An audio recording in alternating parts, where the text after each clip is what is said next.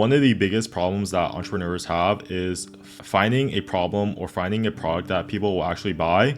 They spend a lot of time building a product that no one wants, and being able to find a market is essentially the hard part. I found this thread that someone asked, how do you find great product market fit? And in this video, I wanted to go over some of the best tips in that Twitter thread.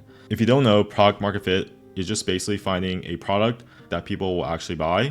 And here are some of the top tips. So the first one is by this guy. He mentions that to use the 80-20 rule, and it boils down to just basically copying another product that already has product market fit and then changing 20% of it. So as long as it's core to the product, you're good. And one example that he mentioned is Twitter was basically a copy of Facebook, but it had a 140 character limit.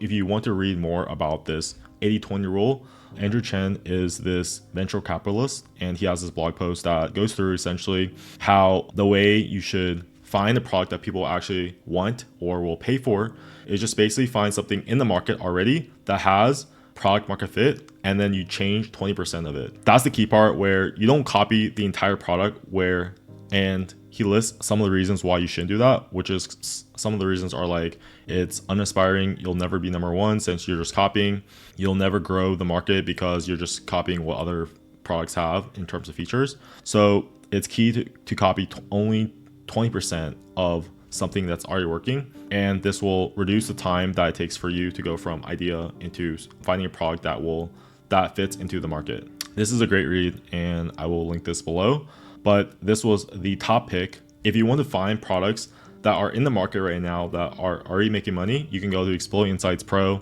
and basically there is a indie hackers page and a bunch of other databases, but within each database it lists out all the products that have already made money, plus it tells you how much money they're already making or have already made. And this is just an easy way for you to find products that are working. Then you just either clone it and you make a small change or 20% change where it's for a different niche. So one example is, let's say this example here, which is like a YouTube PDF summarizer, right? So instead of being a YouTube summarizer, you can do it for other niches. So maybe Vimeo, Twitter, TikTok, Instagram, right? So the idea is it's a product that summarizes things, but you can do it for other verticals and other niches. And basically you would just go down the database and you would find ideas like that in which you're passionate about or one that you're interested in building. So that's the first tip, which is just basically finding a product that is working and then changing 20% of it. So the tip that I saw a lot of in the thread was basically just talking to customers daily and getting insights and iterating. So I think this one is key. For the customers that buy Exploding Insights, I'll typically ask them if they want to do like a onboarding call, and within that onboarding call, I'll ask them like 3 specific questions. So the first one is like, why did they buy Exploding Insights? The second one is what problem do they have with their current business or their current life? And then the third one is like, how does Exploding Insights help you fix that problem, basically? So I think especially with like customer interviews, it's some of the best insights that you can get, because they're users or people that have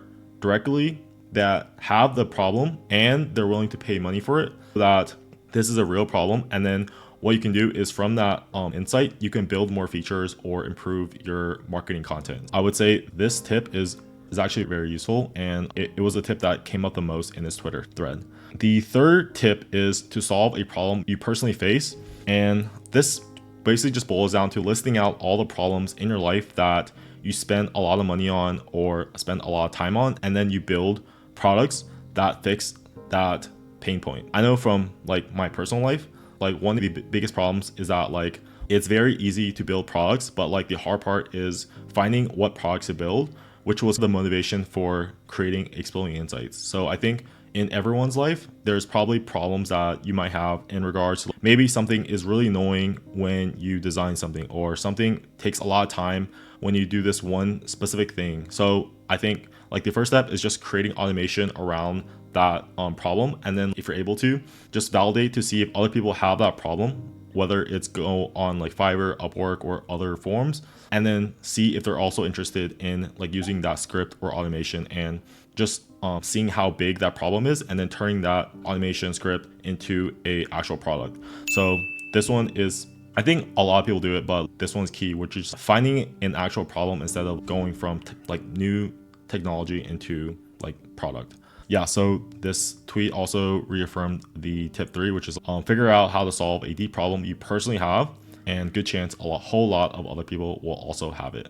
The 4th tip is basically sell almost anything and then obsess over analyzing and interacting with customer reviews. The insights hide there. So this is more like start with anything, and that's 80% of the work, which is like starting and like just putting something out in the world. And then after you put something out in the world, you can get a lot more feedback, which is, do people buy it first? And then if people buy it, you can ask them like why, what other problems do they have, and how your product can evolve into solving all those problems. So probably the thing that I see a lot of people stuck with, which is like, what idea should I start with? And I think like for this one is, if you start with anything, I think you'll get more feedback and you'll move a lot faster because you have something out in the world that is getting feedback. The 5th tip is focus all your energy on reaching your number 1 ideal customer profile. And I think this one ties in with the 2nd tip, which is like talking to more customers. So after you put out a product and then you get a lot of customers, I think you should note down like the common profile of all those people. So it's not just like their age, ethnicity, and the common one, but also the main reason why did these people buy. So for Exploding Insights, I've done a lot of customer interviews, and one of the biggest reasons of why someone actually bought it is because they want to reach financial independence and not have to work a job. So I think that's like a mass desire that a lot of people have, and it's not just like people that are age like 30 plus or age in their 20s. Why someone buy your product? You can create more features and write more like marketing content that caters towards that need or desire, and you'll get a better sense of your ideal customer profile. The 5th tip is to have vision and listen to the market. So I think one of the biggest things that I've learned is that when you build a product, there'll be 10 people that tell you like what you should add and how if you add this small feature, you'll get more customers. But I think like part of it is listening to your customers, but then the other half is also just understanding and having a vision of where the world is moving, what won't change in the world, and then molding your product to be like around that vision. And I think the biggest risk is to add everything that everyone asks for, and then your product kind of does everything mediocre and doesn't really solve anyone's pain point. So I think first of all, like finding the pain point and then like building a product around that pain point is key. So the last tip is to start building and use consumer data to evolve your product. This tip, he says, I am a big believer in consumer data before you even start building. Identify the market and build for the market. So this is a tip where you first find a market and then you find all the problems within that market, and then you build a product to solve those pain points.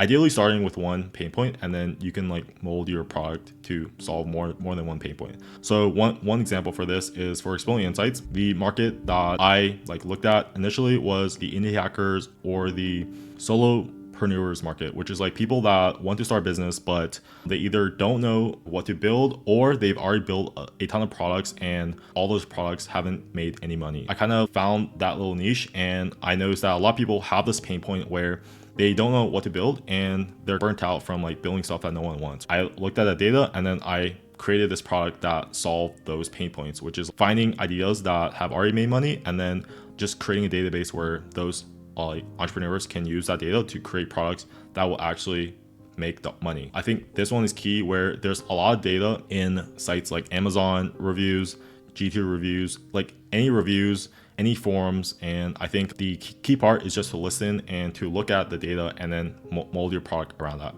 So those are all tips. Hopefully it was useful.